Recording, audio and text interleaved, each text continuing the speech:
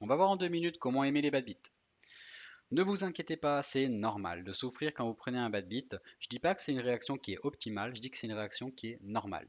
Donc ne vous inquiétez pas, ne vous en voulez pas surtout si vous vous sentez mal. Ça arrive à beaucoup d'autres joueurs. N'oubliez pas que la variance elle est systématique au poker. La chance est normale, ça fait partie du jeu, donc il faut qu'on l'accepte. C'est mieux que d'essayer de changer quelque chose qu'on ne peut pas changer.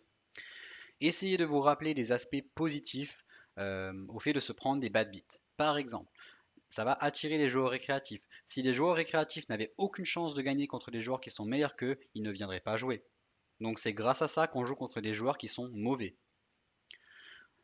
Ce qui est magnifique au poker, c'est qu'on peut battre n'importe qui. Le joueur le plus mauvais du monde peut toujours gagner contre le joueur le meilleur du monde.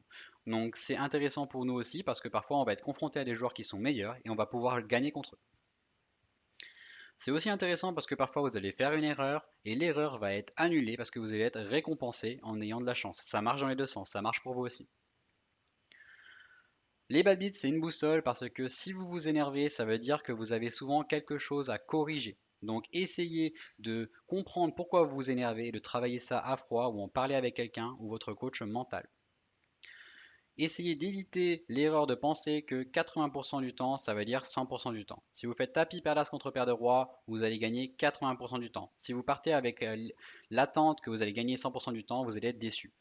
Donc, avant que ça arrive, dites-vous bien, ok, là je fais tapis avec paire d'as, ça veut dire que 20% du temps je perds. Si je perds, c'est ok, c'est normal, ça arrive de temps en temps, mais la plupart du temps, je vais gagner de l'argent. La plupart du temps, si vous prenez un bad beat, ça veut dire que vous avez bien joué parce que vous avez réussi à vous retrouver dans une situation qui est très favorable.